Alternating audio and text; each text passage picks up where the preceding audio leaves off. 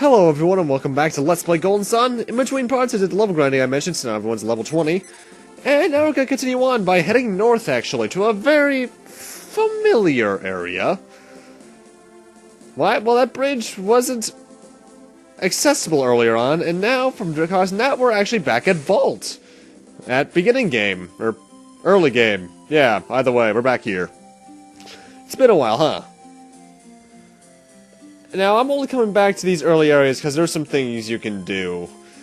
First off, there's a cave we can access here now that we weren't able to before, and by that I mean a Djinn. You might remember, much earlier in the game, I startled a Djinn with a bell up here. And now we're gonna make up on that promise and actually come and get this guy. But first you have to ring the bell again. Now, the reason we couldn't get this guy earlier is because in order to access the cave that leads to that one, we need Reveal. Which we now have. However, in order to even access that cave in the first place, I believe you need to give this dog his bone. I don't know if you have to, but I'm doing it on the... I'm erring on the side of caution. As for where the dog's bone is, it's on a barrel on the left side of the inn here. Right over here. So let's go give that to him. Or her, or whatever the hell that dog's gender is.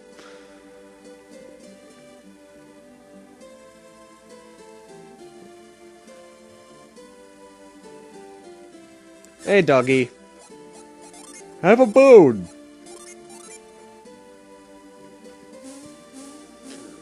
Yeah, by doing that, we can use Reveal here and see that. Welcome to Vault Cave. Now, first off, our first treasure chest is over here to the right, which is a Mimic. Mimic number 4 has 690 HP, weak to fire, strong against wind, will drop a Vale upon defeating him. The only difference between him and all the others is the fact that his 4th attack is Sonic Slash. Debilitate, Side Drain, and Sleep are all still there. Also, at this point I'd like to mention I was actually incorrect about something much earlier. Or at least, I was half right. Technically speaking, there's 2 kinds of critical hits you can get. You can get downright critical hits where the camera zooms in on you hitting the enemy. And then you have weapon abilities like that Frost ability that Ivan just used. I'm not sure why or what the chances are of those happening, but yeah. Yeah, like this is a normal critical hit. They don't tend to start happening until you get your luck to a certain point, though. And there's the Vile for victory. Fun fact, with that, we're halfway through the Mimics. There's only 8 total in the game. Are we about halfway through the game? Yeah, I'd say so. Roughly, at least. Not exactly, but roughly. Anyway, Vault Cave has puzzles that involve torches like this. You need to get 1 torch onto the Flame Sigil. This first one is a gimme, obviously, just so they can get you used to the mechanic. And it gets this weird-ass little Chrono Trigger-sounding victory fanfare when you succeed. But that's pretty much what most of the puzzles, and by that I mean the 2 major ones, are going to be. First off, though, we want to use Whirlwind for the first time in a while on this Ivy, in order to pass by it, and open this chest, which contains a Vambrace. I recommend giving this to Isaac, and giving the Dragon Shield over to Garrett. Because it's useful. And now what I'm going to need to do here is freeze 5 of these icicles, which you can see which ones I froze right here.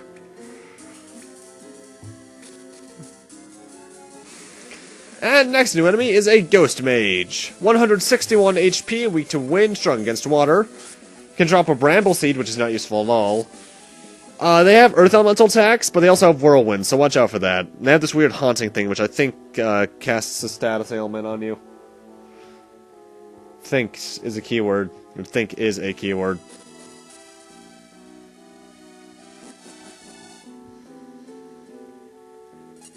And here we want to press the switch, which will cause this water to drain, but also flood an area in one of the previous rooms. So now in order to exit this place, we need to go in a bit of an odd direction. Though I think you actually need to cast Retreat in order to leave this place now.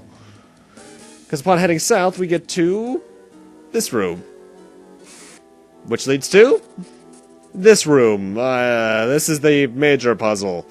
Pretty much it's the same as the last one, only now you have to also time yourself, because if any of that water hits the torch, it will go out and you have to start all over.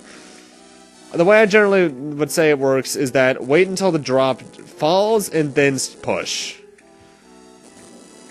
It doesn't help that Isaac pushes things really slowly. I think they fixed that in later games, because I recall Dark Dawn's pushing being really quick. But then again, I just recall a lot about Dark Dawn, because I love Dark Dawn.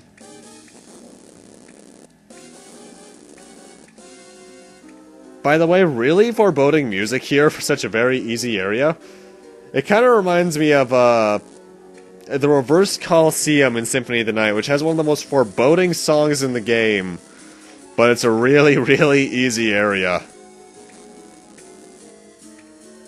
It's also sadly not the kick-ass guitar piece that it had earlier in the game. And that's what happens when you screw up. So, yeah, I had to cut to when I actually succeeded, about 12 minutes later. I don't know why it took me that long, but it did. And now we're actually back in the room where we encountered the Ghost Mage, because now we can head up here and walk through this, which was flooded earlier. Or no, head down here, then walk through this, which was flooded earlier. And after some basic navigation, we'll find ourselves in a very familiar area. And by that I mean outside. And we can finally get this Djinn after so long. And this friendly man is Sap. Sap is actually a really useful Djinn. He'll attack enemies, and then he'll steal some of their HP and give it to the person who used it. And now we're done here in Vault, so what I'm actually going to do is cut back to Vale. One thing I forgot to mention, that giant Psynergy stone there in the middle of the plaza, you can actually use that to recover your Psynergy points. Which is one of the things I find kind of pointless about this town. It's not that, but the fact that just north of that, in this barn, which we can now access, there's one you can just use one time there. Anyway, I'm coming in here because there's 123 coins in a vial for me. Now, one thing I don't do at this point, mostly because I did it when I was level grinding on accident, is you can go to Garrett's house and Isaac's house to get some extra dialogue. At Isaac's house, you talk to his mother, and just by entering Garrett's house, Garrett's family will say hello, and he'll introduce his family to his friends. I'm sorry I'm not able to show that off because I accidentally did it off-screen. In fact, that's not the only thing I accidentally did off-screen, but oh well. I recommend you check it out if you're a fan of little details like that you aren't tempted to at doing it all, but you can do. Really nice dialogue. Anyway, now we want to head back towards Kraden's house, because you might remember earlier in the game, this boulder destroyed the bridge, or the fence. However, now we can lift it up, allowing us to head north. And as we all know, north is generally the way of progress. And up here we get a cave, which is the Vale Cave. Now first off, use reveal here to see that this oddly hidden stump. And now we continue on. Vale Cave is really weird because it seems longer than it actually is, because there's a lot of pathways you might not even end up going down. Hell, the direction I'm going right now, you never have to go down, because all that's at the end of it is a nut. As you can see, our final destination here is once again a Djinn. But that's not all, but we'll get to that in a moment. Or so. Actually, probably closer to 2 minutes, maybe 3. We want to move this box into the water so we can have a platform to jump across. So we can roll the log and head towards the destination. So how's life been? Mine's been good. I finished Daredevil last night and, my god, it was so good! Anyway, next new enemy is an undead. 165 HP, weak to fire, strong against water, can drop an antidote, have a spell decay attack, and they can also search for allies. Honestly, none of the enemies at this point are really hard. Then again, because I did all that level grinding, I just have a lot of good HP and attack power. Because generally, I'll tell you this, generally the level I finished this game around is 36. I'm probably going to do grinding to level 40 later on, just so I can end it at a nice even level that I know I can beat the boss at no problem, but that's just because I don't trust the Let's Player's curse. You could actually come up to this room earlier just by heading north from the entrance, but you wouldn't be able to push these logs in, obviously, allowing you to access the final room of the dungeon, as it were. In this chest up here, we get the Halt Gem, which is another item that teaches synergy. It teaches Halt. I'm gonna give that to Mia just because, yeah. Halt is a very interesting synergy and very limited in use, honestly. All it does is freeze a target that's technically in front of you, like you use it on this Jupiter Djinn, like so. So now, he's frozen there, and we can grab him without him running away. And for doing that, we get the Jupiter Djinn by the name of... Kite. Kite's alright. Well, actually, no, he's pretty good. He's pretty much like Quick from Final Fantasy VI onwards. He allows you to attack twice in a row. And now we're heading back to Calais. You want to talk to some of the people in here. I'm just going to tell you that right now. But off-screen, the other thing I forgot to mention that the other thing I did off-screen accidentally was back in the Biblin Cave, there's a Water of Life and a Synergy Crystal you can get by doing a small little puzzle now. Which I did when I was grinding accidentally. Oh well. Anyway, by talking to those 2 or 3 people and heading west, this happens. Apparently there's a tour of people trying to get to the Colosseum near Tolby. So these tour guides are trying to take them there.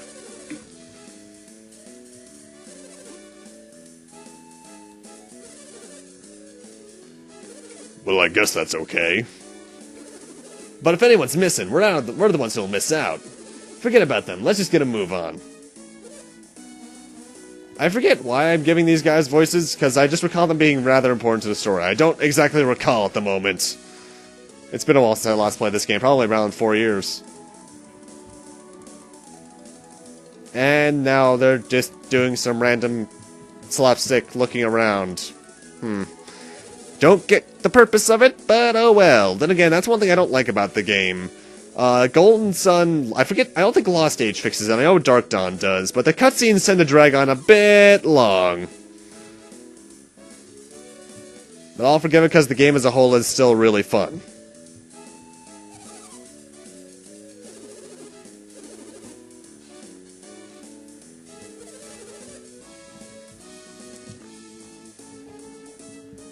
But when we're leaving, they tell us we had to ride a boat. I can't stand boats. If I had known, I never would have come. It's just a shame a man like you can't ride on a boat, Uranus.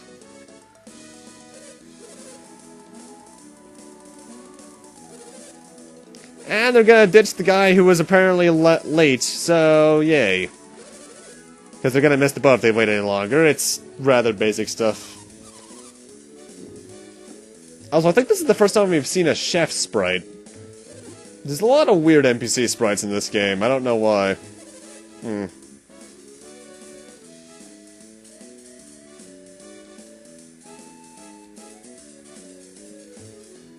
Ah, there's the guy who's left behind. He actually kind of looks like Master Roshi from Dragon Ball. Ah, poor guy just got left behind. Oh, well. Or he could run after them because he has to get moving. It's been a while since I last referenced Sonic 06. Anyway, now that we've done that, we can actually head southwest to progress in the storyline here at the Calais docks. Incredible! So this is the ocean Quentin was talking about. But, nope, this is just a sea. As this guy's explaining, this is just a Caragol, so it's surrounded by land, it's not an actual ocean.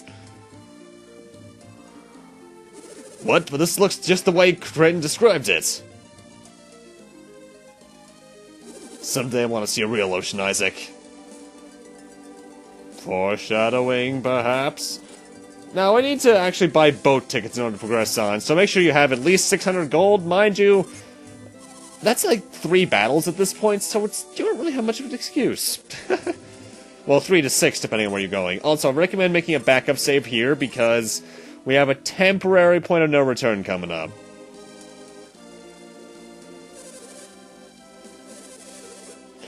And by showing him that, we can get onto this ship, which actually has one of my favorite songs in the game. Go down the, there you go. Now, we're coming down here because down here we can actually get a lucky medal out of this. Thankfully, we'll finally be able to find a use for those in the very fairly near future. I'd say around part 20. I wonder what could have happened. It would be too big a loss to let so many passengers get away. They're fearless, there's no problem there. It's just that. It's just that what? If a whole bunch of them appear while we're crossing the sea, I won't be able to handle them alone. Remember, the oarsmen will have their hands full rowing. They can't fight. There's nothing we can do. Let's set sail. We'll be fine. We have a protective amulet. Oh, great. Amulet. Amulet, you say? You mean that little anchor charm? The little anchor has always protected us from danger.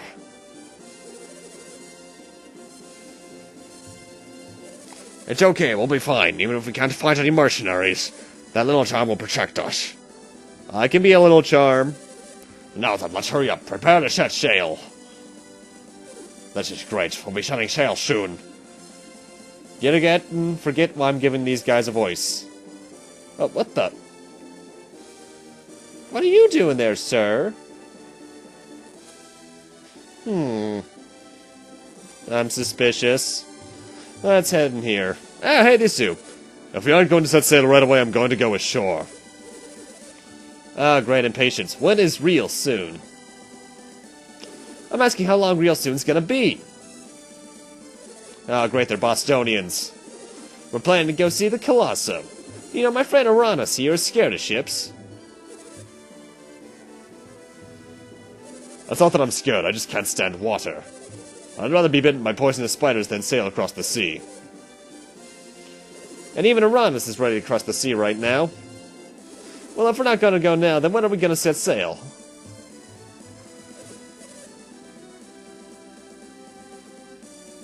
You mean you wouldn't even know if I asked? We're going, Uranus.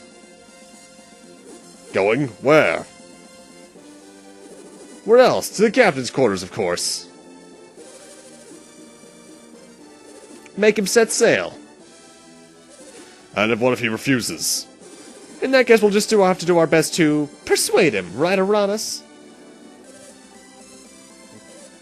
That sounds great. Count me in.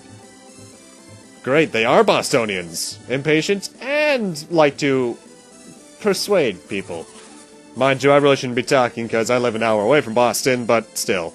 Anyway, got 23 coins right there. Obviously the best reward in the game. And you can talk to all the people on the ship and see things. You can see the ore guys down here.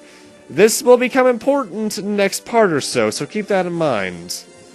But with that, I'm going to need to end this off here. Thank you guys for watching, and in part 18, we'll be checking out what those assholes are doing over in the captain's quarters. See you guys then.